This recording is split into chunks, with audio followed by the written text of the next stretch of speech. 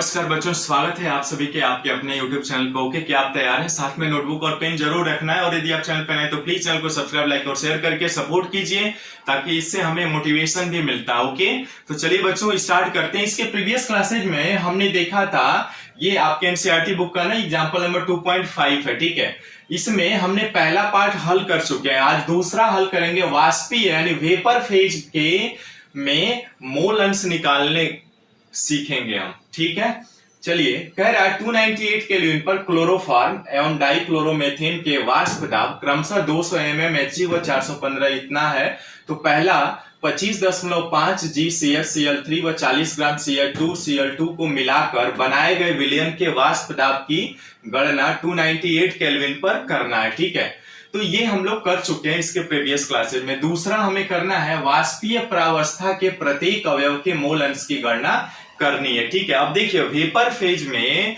आपको मोल अंश निकालना है। ठीक है, हम जानते हैं कि राउल्ट के नियम में दो घटक, यदि विलयन बनाना है तो दो घटकों की आवश्यकता होगी, विलेय और विलायक की। यहाँ पर आपको क्लोरोफॉर्म और डाइक्लोरोमेथेन दो घटक हैं। ठीक है, उनको मिला करके एक मिश्रण यानी विलयन बनाया गया है। ठीक है, और वो जब वेपर फेज में जा रहे हैं तो उनके मोल अंश की गणना करनी है हमें। कैसे करते हैं आइए सीखते हैं। ठीक है, अब देखिए मोल फ्रैक्शन को जब आप वाष्पीय प्रावस्था में निकालेंगे, ठीक है, तो mole fraction in vapour phase, वाष्पीय प्रावस्था में हमें मोल अंश की निकालना है। तो मोल अंश का क्या फार्मूला होता है बच्चों, यानी px नॉट बटे p टोटल, है ना। अब px नॉट क्या है आपका, px नॉट जो है वो आपका इन दोनों घटकों का, यानी px जो है हमने मान लिया था x को क्लोरोफॉर्म और दूसरे को p नॉट y माना था। ठीक है, अब p टोटल क्या होगा, p टोटल कैसे निकालते हैं, राउल्ट के नियम से हम जानते हैं p टोटल बराबर होता है pa प्लस pb, या इसी को हम लिख सकते हैं p टोटल बराबर pa not XA plus PB not XB। मोल अंश की भाषा में जब आप निकालते हैं तो ये राउल्ट के नियम से हम टोटल वाष्प दाब की गणना करते हैं। ठीक है, अब यहां पर जैसे ही मोल फ्रैक्शन निकालेंगे, मोल, ये याद रखिएगा, मोल फ्रैक्शन जो है वेपर फेज में निकालने का फार्मूला होता है। ठीक है, और आप जानते भी हैं। अब यहां पर हम मान लिया दूसरे को आपका YCHCl3 का निकालते हैं हम, है ना। दो चीजें है ना, एक तो आपका CHCl3 है और CH2Cl2 है।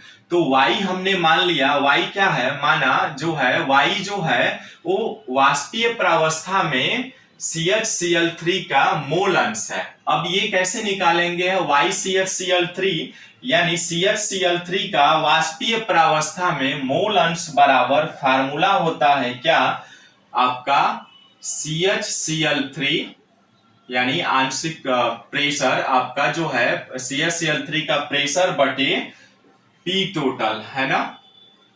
अब ये कैसे निकालते हैं PCHCl3 का, PCHCl3 का, क्योंकि हम जानते हैं कि इसका फार्मूला जैसे P टोटल निकालेंगे तो ये बराबर होता है ना PA नॉट X से।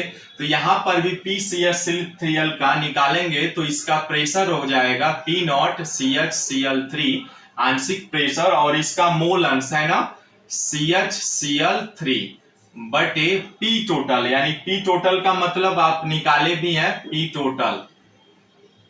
अब हल कर दीजिए, PCHCl3 नॉट का कितना है प्रेशर, देखिए शुद्ध अवस्था में P नॉट का प्रेशर जो क्लोरोफॉर्म का वो कितना है 200 mm है ना, 200 mm, ये ध्यान रखिएगा 200 mm गुणे।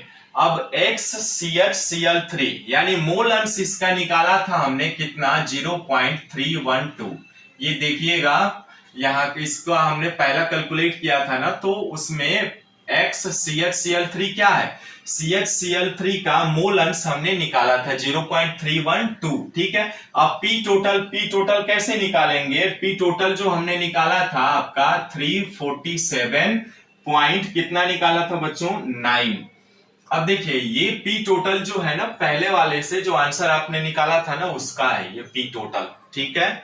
और हम जानते हैं कि यहां जो होता है पी टोटल प्रेशर, यदि एक अवयव है तो हम ऐसे भी निकाल सकते पी ए नॉट एक्स से, यही फार्मूला यूज किया है हमने, ठीक है। यहाँ पर पी ए, अब मल्टीप्लाई कराएंगे ना बच्चों तो इसका आएगा आपका मल्टीप्लाई जैसे ही कराएंगे 0.18 आएगा। कितना आएगा? 0.18। ये आपका किसका हो गया? YCHCl3 का हो गया। क्या होगा? मोल अंश होगा किसमें? वाष्पीय प्रावस्था में, ठीक है। कुछ नहीं करना है, आपको सिंपल फार्मूला रखना है। जैसे पहले आपने हल किया ना, आपको CHCl3 और CHCl2 का, वैसे ही वाष्पीय प्रावस्था में आपने मोल अंश निकालेंगे। तो हमने मान लिया कि Y वाष्पीय प्रावस्था में मोल अंश है, YCHCl3 यानी क्लोरोफार्म का वाष्पीय प्रावस्था मोल अंश बराबर हो जाएगा PCHCl3 बटे P टोटल, यानी PCHCl3 का टोटल प्रेशर निकालेंगे तो PA नॉट x से होता है ना। तो यहाँ पर P नॉट क्या होगा? उसका शुद्ध अवस्था में वेपर प्रेशर होगा और इसका मोल अंश बटे P टोटल। अब देखिए ये शुरू में जो है ना 298 केल्विन पर क्लोरोफार्म डाइक्लोरोमेथेन के वाष्प दाब जो है ये 200 mm 415, ये शुद्ध अवस्था में दिए हुए हैं वाष्प वेपर प्रेशर। वही चीज यहाँ पे हमने इसका शुद्ध अवस्था में CHCl3 का वेपर प्रेशर कितना है? 200 mm, ठीक है।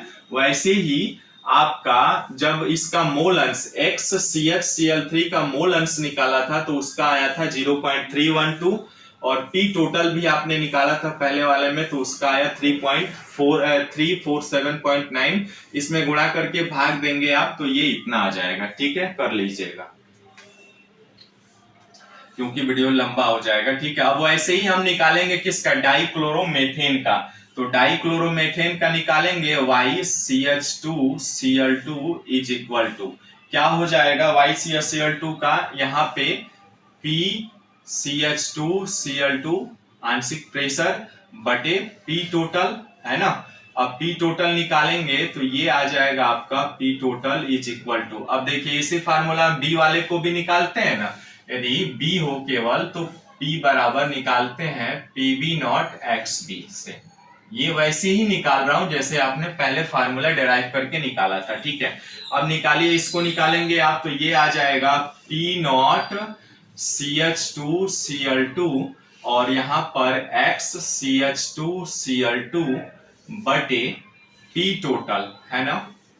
अब देखिए बच्चों यहाँ पर इसका P नॉट CH2Cl2 का शुद्ध अवस्था में वाष्प कितना है? 415 गुणे इसका मोल अंश कितना निकाला था आपने? निकाला था 0.68 बटे में P टोटल यही होगा 347.9 बराबर कितना आएगा? गुणा करेंगे भाग देंगे आप इसका तो 0.82 आ जाएगा, ठीक है।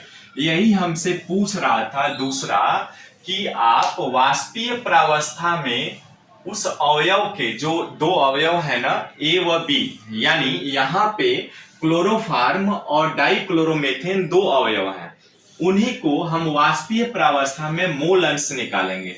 तो वाष्पीय में अवस्था में मोल अंश का फार्मूला ये होता है, आपने रख करके सिंपल निकाल लेना है, ठीक है। आशा करता हूं समझ में आया होगा। ये क्वेश्चन ना समझने के लिए आपके इसके प्रीवियस क्लासेस जो हुए हैं ना, लेक्चर नंबर 76 उसको देख लीजिएगा। प्लेलिस्ट में सारे लेक्चर्स अवेलेबल हैं, आप वहां से देखिए। उसके बाद इसको देखेंगे ना, आसान हो जाएगा आपके लिए, ठीक है। अब एक और आपका इन टेक्स्ट क्वेश्चन वाला बचा है, नेक्स्ट वीडियो में उसको देखेंगे। बहुत ही बेहतरीन क्वेश्चन है वो भी, ठीक है। मिलता है फिर नेक्स्ट वीडियो में एक नए प्रश्नों के साथ। तब तक बाय बाय, सी यू।